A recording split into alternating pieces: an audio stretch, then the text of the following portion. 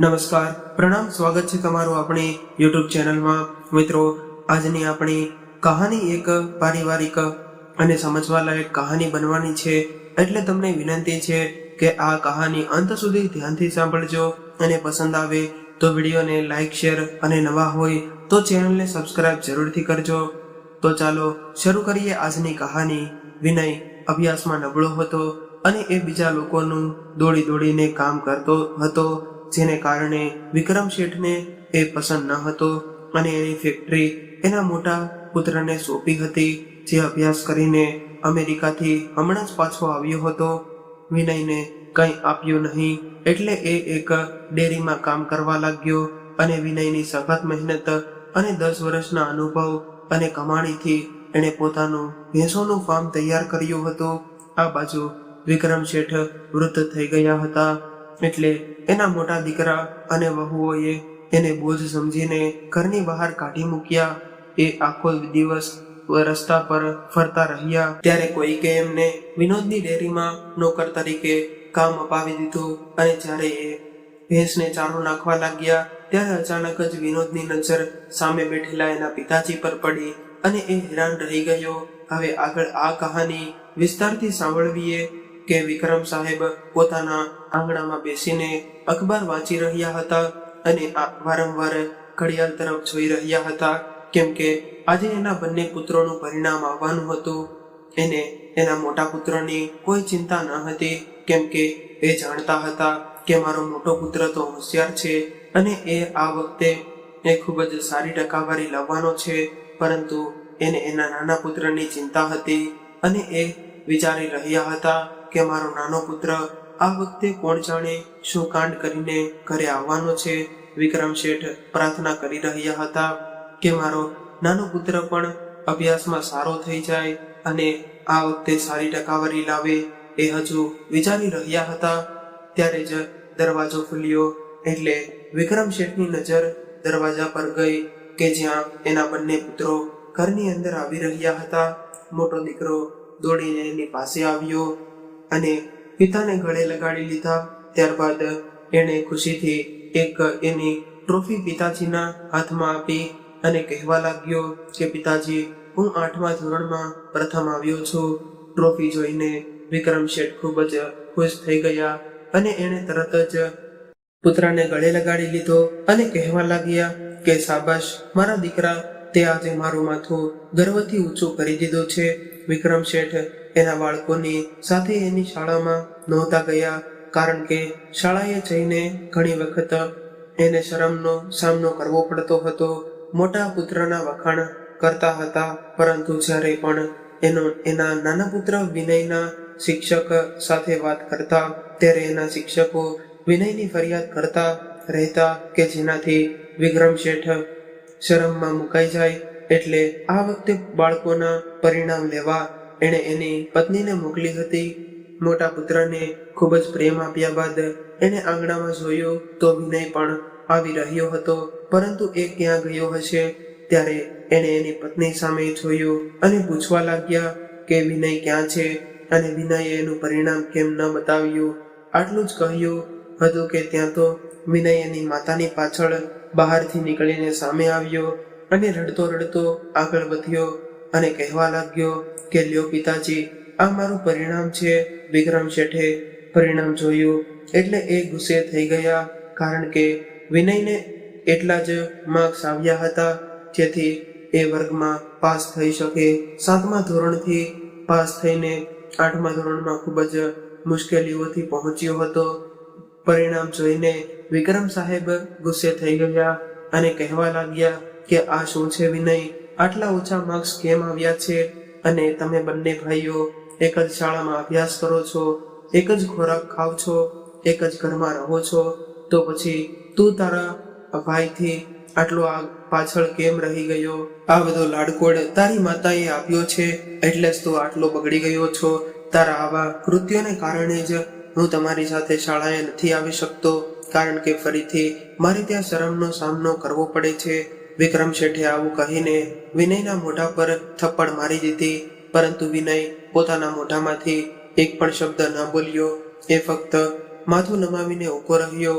વિનય એના પિતાની થપ્પડ ખાઈને ઊભો હતો, પરંતુ એની માતા માટે તો એ બંને સંતાન સરખા હતા. જ્યારે એણે વિનયને માર ખાતા જોયો ત્યારે તરત જ વચ્ચે આવી અને એના પુત્રને પોતાની પાછળ સંતાડી દીધો અને કહેવા લાગી કે તમે આ શું કરી રહ્યા છો? વિનય હજુ બાળક છે અને જો તમે આને આવી રીતે મારશો તો એના મન પર કેવી અસર પડશે. જો તમે અત્યારથી જ એની સાથે આવું વર્તન કરશો તો એ વધારે જિદ્દી થઈ જશે અને ત્યારબાદ એને અભ્યાસમાં જરા પણ મન નહીં લાગે. એ પાસ તો થઈ ગયો છે, એટલું ઘણું છે, બધાનો મગજ એક સરખો નથી હોતો. વિનયની માતાના આવા શબ્દો વિક્રમ શેઠને વધારે ગુસ્સો આપી રહ્યા હતા. એટલે એણે પોતાના મોટા દીકરાનો હાથ પકડીને એની પાસે ઊભો રાખ્યો અને કહેવા લાગ્યા કે આ મારો પુત્ર છે અને એ ભણવામાં ખૂબ જ હોશિયાર છે.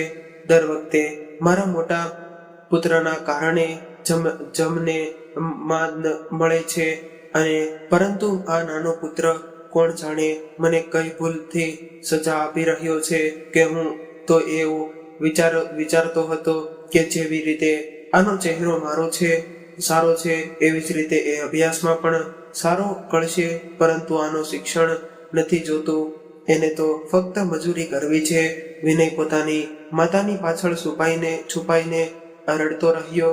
ત્યારબાદ માતા વિનયને એના રૂમમાં લઈ આવી અને એને શાંત કરવા લાગી, પરંતુ એ ખૂબ જ રડી રહ્યો હતો અને કહેવા લાગ્યો કે માં, હું સખત પ્રયાસ કરી રહ્યો છું, પરંતુ મારે શું કરવું? હું રાત્રે યાદ કરું છું, પરંતુ સવારે ભૂલી જાઉં છું. ત્યારબાદ વિક્રમ શેઠ પોતાના પુત્રને ઘરની બહાર લઈ ગયા અને એને નવી સાયકલ અને નવા કપડાં લઈ આપ્યા અને ત્યારબાદ બંને બાપ દીકરો સાંજે ઘરે આવ્યા. ત્યારે ઘણી બધી વસ્તુઓ જોઈને વિનયને પણ એના મનમાં કંઈક વિચાર આવ્યો. એટલે એ એના પિતા પાસે આવ્યો અને એ આ વસ્તુઓ પર હાથ રાખવાનો હતો, પરંતુ મોટા ભાઈએ એને દૂર ધક્કો મારી દીધો અને કહેવા લાગ્યો કે આ બધી વસ્તુઓથી દૂર રહેજે, કેમ કે તું એક અભણ છો અને તારા જેવા વ્યક્તિએ ક્યારેય ચેમ્પિયનની વસ્તુને ના અડવી જોઈએ.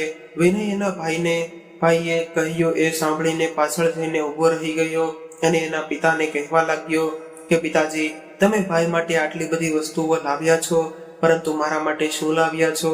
આટલું સાંભળ્યું એટલે વિક્રમ શેઠ વિનય સામે ધ્યાનથી જોયો અને કહેવા લાગ્યા કે હું હરામનું નથી કમાતો કે તારા જેવા હરામખોર પાછળ મારા પૈસા વાપરી નાખું.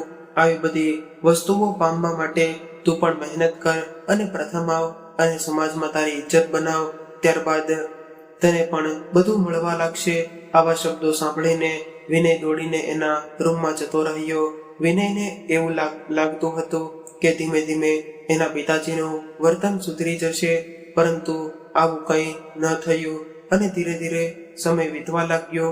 હવે બંને ભાઈઓ વચ્ચે મતભેદ વધવા લાગ્યો હતો અને વિક્રમ શેઠ એના મોટા પુત્રને જ પ્રેમ કરવા લાગ્યા હતા.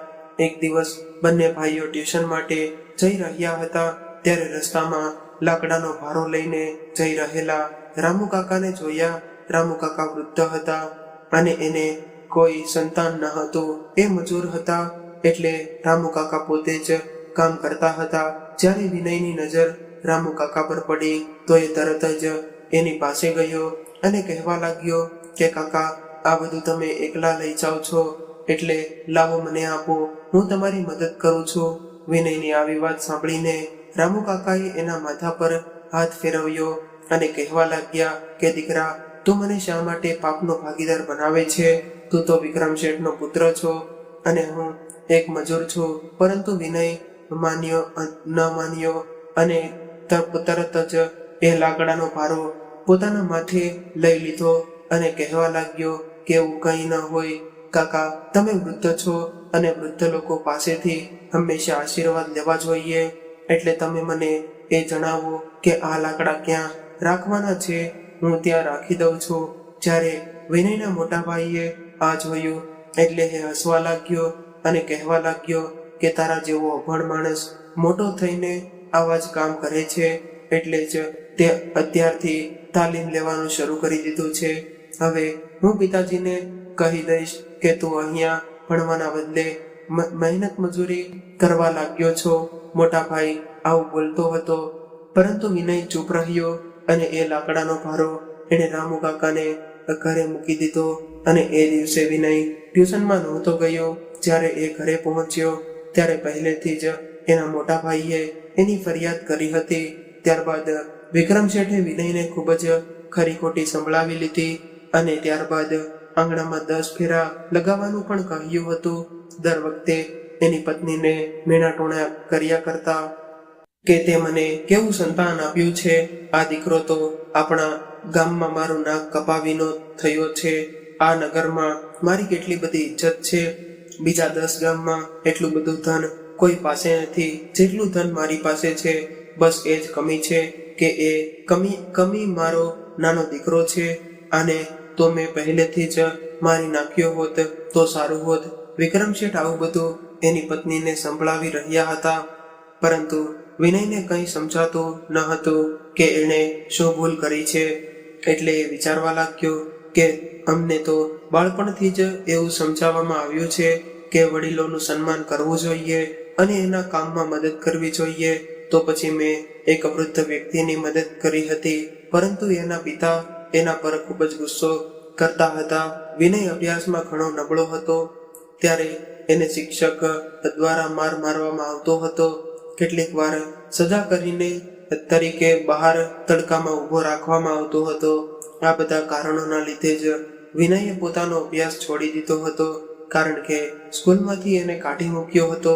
વિનયના શિક્ષકોએ એના પિતાને એવું કહ્યું હતું કે અમે આ છોકરાને નહીં ભણાવી શકીએ, એટલે તમે આને ભણાવવા માટે તમારા પૈસા ન બગાડો. એ દિવસે જ વિક્રમ શેઠે એના નાના પુત્ર સાથેના બધા જ સંબંધો તોડી નાખ્યા અને એણે વિનયનો રૂમ પણ છીનવી લીધો અને નોકરને કહીને એનો સામાન સ્ટોર રૂમમાં ફેંકવી દીધો અને એવું કહેતા કે આ છોકરો મારી નજર સામે ન આવવો જોઈએ. એ હવેથી સ્ટોર રૂમમાં રહેશે. આવું થવા છતાં પણ વિનયે કંઈ પણ કહ્યું નહીં, પરંતુ એના મોટા ભાઈએ એની મજાક ઉડાડવાની કહ્યું કે તું હંમેશા મૂંગો થઈને જ રહીશ કે કંઈ બોલતા પણ શીખી લઈશ. જો તે પિતાજી પાસે માફી માંગી હોત તો તને ઘરમાં રહેવા દેત. પરંતુ તરત જ વિનયે માથું નમાવીને કહ્યું કે નહીં ભાઈ, આપણને એ જ શીખવાડવામાં આવ્યું છે કે માતા પિતા ગમે તે કહે, પરંતુ એની સામે ક્યારેય પણ બોલવું ન જોઈએ અને માતા પિતા જેવું કહે એવું જ કરવું જોઈએ. તો પછી હું કોણ છું કે હું આપણા પિતાજી સામે બોલીને એનું અપમાન કરું? પિતાજી તો મારી સાથે જેવું ચાહે એવું વર્તન કરી શકે છે. હું તેનો પુત્ર છું. આ સાંભળીને પણ એના ભાઈએ એની મજાક ઉડાડી અને હવે વિનય એકલો જ સ્ટોર રૂમમાં રહેવા લાગ્યો. આ વાત એટલા હદ પર હૃદય પર છરીની જેમ વાગી રહી હતી, કારણ કે એના માતા પિતા અને ભાઈ ઘણા બધા બદલાઈ ગયા હતા. એની નજરમાં એની હાજરી કે ગેરહાજરીથી કોઈ ફરક નહોતો પડતો. અભ્યાસમાં તો એણે છોડી દીધો હતો. જ્યારે જ એ સવારે ઘરની બહાર નીકળતો ત્યારે એને જે પણ કામ સોંપવામાં આવતું એ લોકોના કામ કરવા માટે દોડીને જતો રહેતો. ક્યારેક એ ખેતર ખેડવાનું કામ કરતો અને ક્યારેક એમની ગાયનું દૂધ દોવાનું કામ કરતો. જો કે એને કૂવામાંથી પાણી ખેંચવાનું કહેતું કે એ પણ કરી આપતો અને બદલામાં બધા જ લોકો એને આશીર્વાદ આપતા. એ બધાની નજરમાં સારો હતો, પરંતુ વિક્રમ શેઠ અને એના મોટા પુત્રની અંદર ઘમંડ હતું અને એ લોકો નાના માણસોને હંમેશા મજૂર બધા જ લોકોની નજરમાં આવી ગયો હતો. અને લોકો વિક્રમ શેઠને સવાલ પૂછવા લાગ્યા હતા કે તમારો મોટો દીકરો ખૂબ જ સ્માર્ટ છે, પરંતુ નાનો દીકરો કેમ આવો છે? આવું સાંભળીને વિનયને મોટા ભાઈ પર ગુસ્સાથી લાલ થઈ ગયો અને વિચારી રહ્યો હતો કે આજે મારી પાર્ટી હતી, પરંતુ વિનયને કારણે મારી પાર્ટી બગડી ગઈ છે. થોડા સમય બાદ મહેમાનો તો જતા રહ્યા. ત્યારબાદ વિક્રમ શેઠ વિનયના સ્ટોર રૂમમાં ગયા અને એનો લોકર પકડીને ઘરની બહાર ખેંચી લાવ્યા અને કહેવા લાગ્યા કે કાલથી તારો અમારા સાથે કોઈ સંબંધ નથી અને આજે હું તને આ ઘરમાંથી બહાર કાઢું છું, અને એટલું જ નહીં પરંતુ હું તને મારી બધી જ સંપત્તિમાંથી પણ બહાર કાઢું છું. મારી સંપત્તિ અને મારી ફેક્ટરી પર મારા મોટા પુત્રનો જ અધિકાર રહેશે, અને તારી સાથે મારો કોઈ સંબંધ નથી.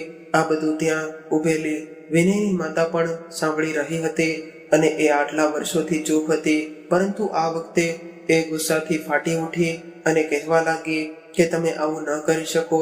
વિનય તમારો દીકરો છે.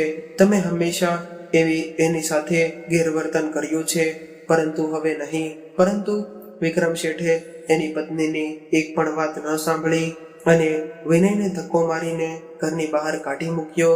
એ વખતે પણ વિનયે એના પિતાને કંઈ પણ ન કહ્યું, અને પિતાના આદેશ માને માથું નમાવી રાખ્યું. અને જ્યાં સુધી દીકરો સ્ટોર રૂમમાં રહેતો હતો ત્યાં સુધી તો માં એના દીકરાને મળવા જતી અને એના દીકરાના ખાવા પીવાનું ધ્યાન રાખતી હતી.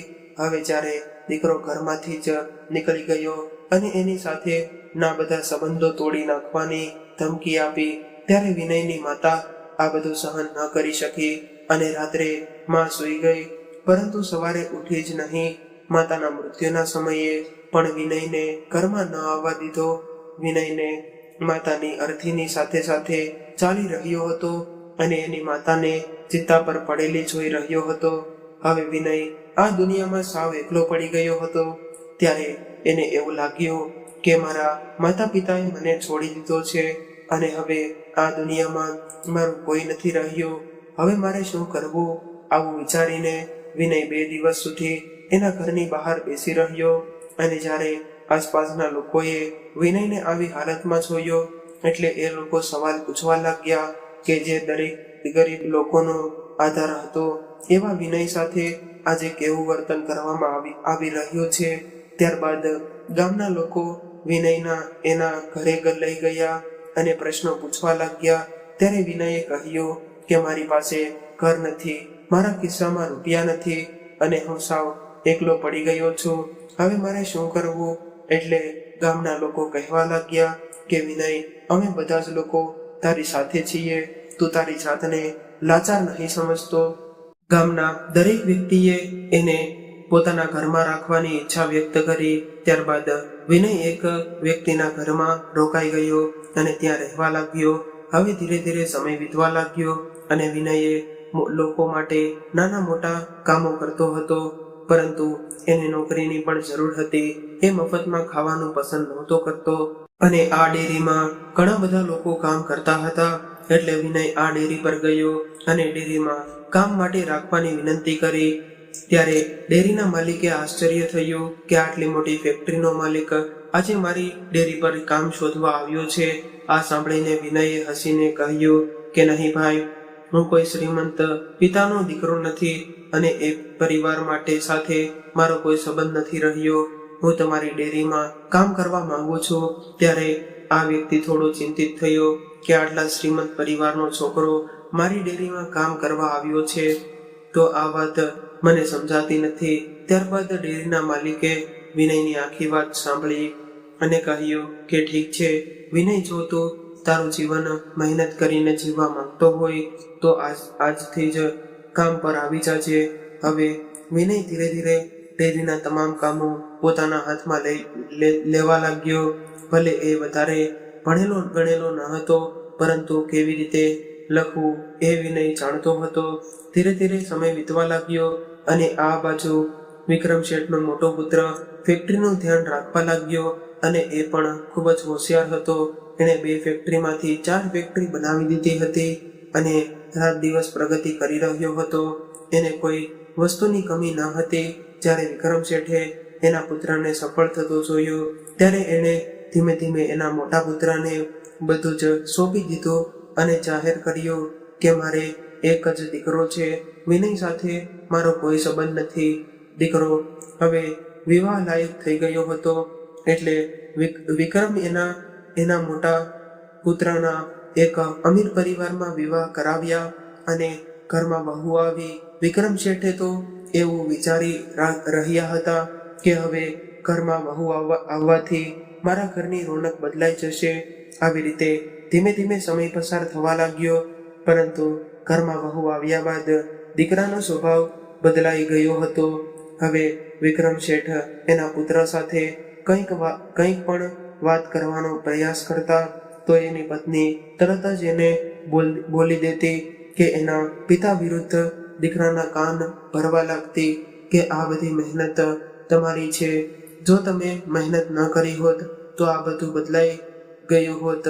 વિક્રમ શેઠ એના મોટા પુત્રને ખૂબ જ પ્રેમ કરતા હતા અને આવી રીતે અચાનક જ એનાથી દૂર થઈ જવું એ સહન ન કરી શક્યા. હવે એ વારંવાર બીમાર પડવા લાગ્યા અને વૃદ્ધ થઈ ગયા હતા. દીકરાને થોડી વાર એની સાથે બેસવાનું કહેતા તો દીકરો વ્યસ્ત હોવાનું બહાનું કાઢીને એનાથી દૂર થઈ જતો. વિક્રમ શેઠને એની ઉંમર સાથે સાથે કેટલી બીમારીઓ પણ થઈ હતી. હવે એ પોતાના પુત્ર પાસે જવાનો પ્રયાસ કરતા તો બહુ તો બૂમો પાડવા લાગતી. હવે તો દીકરાને પણ ગમતું ન હતું કે એના બીમાર પિતા એના બાળકોને હાથ અડાડે. એટલે એક દિવસ દીકરો એના પિતા સાથે આમ જ તેમ વાતો કરવા લાગ્યો અને એને બધું કહી દીધું કે મારા બાળકોથી તમે દૂર રહેજો. તમે દરેક સમયે કોઈક ને કોઈક રોગથી પીડાતા હોવ છો અને હું નથી ચાહતો કે તમારા લીધે મારા બાળકો પણ બીમાર પડે. ત્યારબાદ એના પિતા સાથે વારંવાર ખરાબ વર્તન કરવા લાગ્યો. ધીમે ધીમે સમય વીતવા લાગ્યો અને આ બાજુ વિનય ઘરમાંથી ગયો.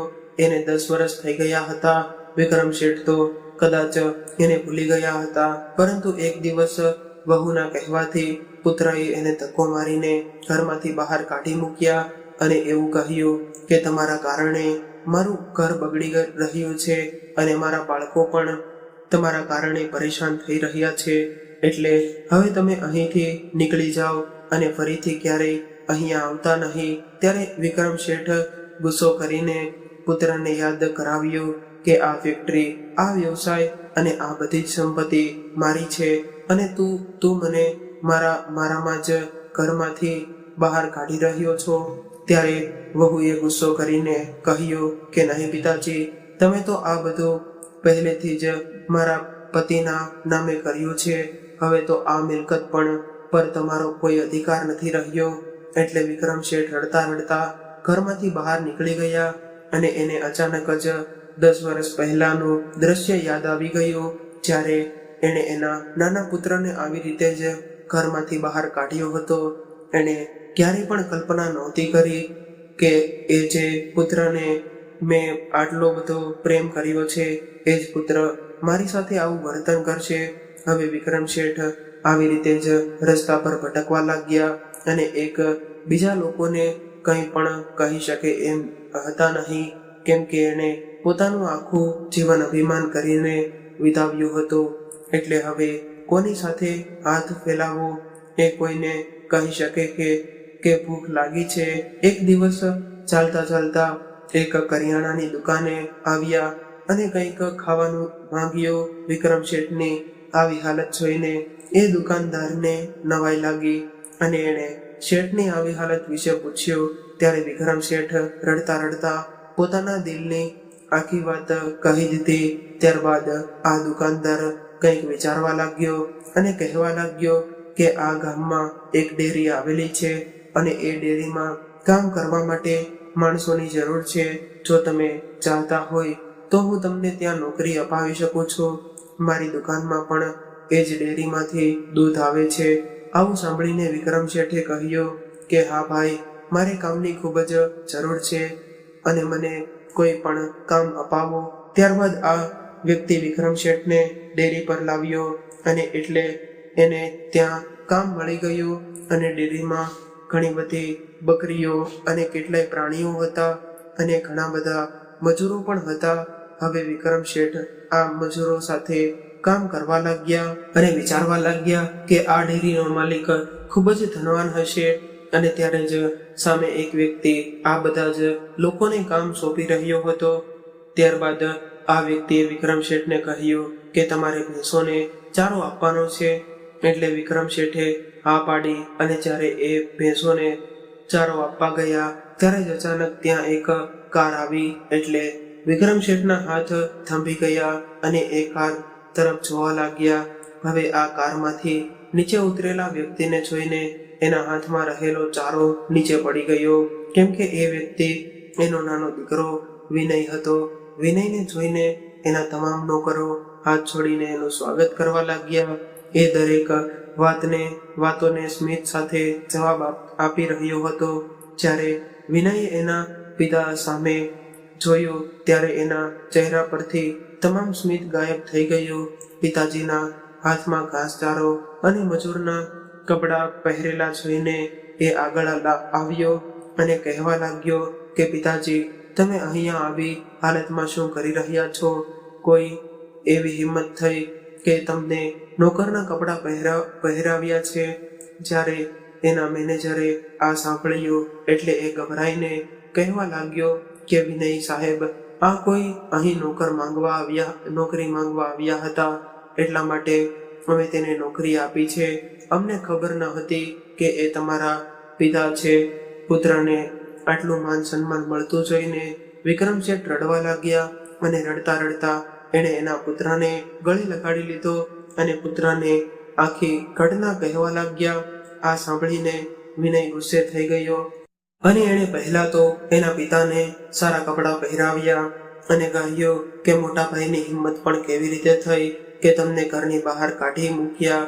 કઈ વાંધો નહીં પિતાજી, હવે તમે અહીંયા મારી સાથે આવ્યા છો એટલે તમે ચિંતા ન કરતા, તમે અહીંયા આરામથી રહેજો. ત્યારબાદ વિનય એના પિતાને એના બંગલામાં લઈ ગયો અને એ જ્યારે ઘરની અંદર પહોંચ્યો, સામે રાખેલા ચૂલામાં સૂઈ રહેલા એક માસૂમ બાળક દેખાયો અને એની પાસે એક 4 વર્ષનો બાળક જે રમકડાથી રમી રહ્યો હતો. ત્યારે જ વિનયની પત્ની રસોડામાંથી પાણીનો ગ્લાસ લઈને બહાર આવી કે જે એક ખૂબ જ અમીર બાપની દીકરી હતી.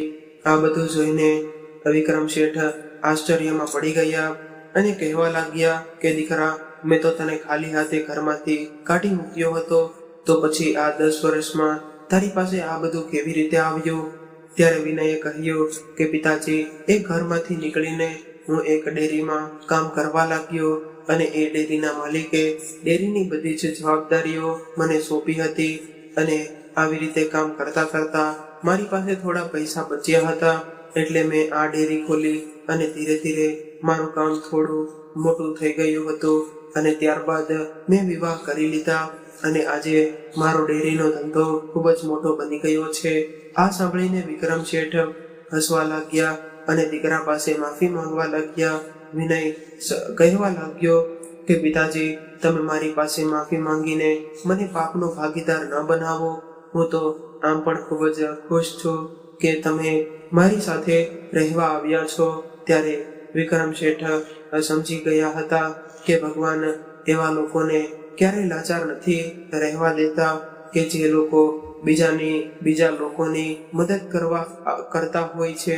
ભલે વિનય અભ્યાસમાં થોડો નબળો હતો, પરંતુ એ એના માતા પિતાને ખૂબ જ માન સન્માન આપતો હતો અને દરેક લોકોની મદદ કરતો હતો અને એની આવી ભલાઈને લીધે જ ભગવાને એને ખૂબ જ સફળતા આપી હતી. ત્યારબાદ વિક્રમ શેઠે એનું બાકીનું જીવન વિનય સાથે રહીને પૂરું કર્યું અને વિનયે પિતાજીની ભગવાનની જેમ સેવા કરી. તો મિત્રો, આજની સ્ટોરી તમને કેવી લાગી કોમેન્ટમાં જરૂરથી જણાવજો અને પસંદ આવી જેમ સેવા કરી હોય તો મિત્રો આજની સ્ટોરી તમને કેવી લાગી કોમેન્ટમાં જરૂરથી જણાવજો અને પસંદ આવી હોય તો વિડીયોને લાઈક, શેર અને નવા હોય તો ચેનલને જરૂરથી સબસ્ક્રાઇબ કરજો. હર હર મહાદેવ.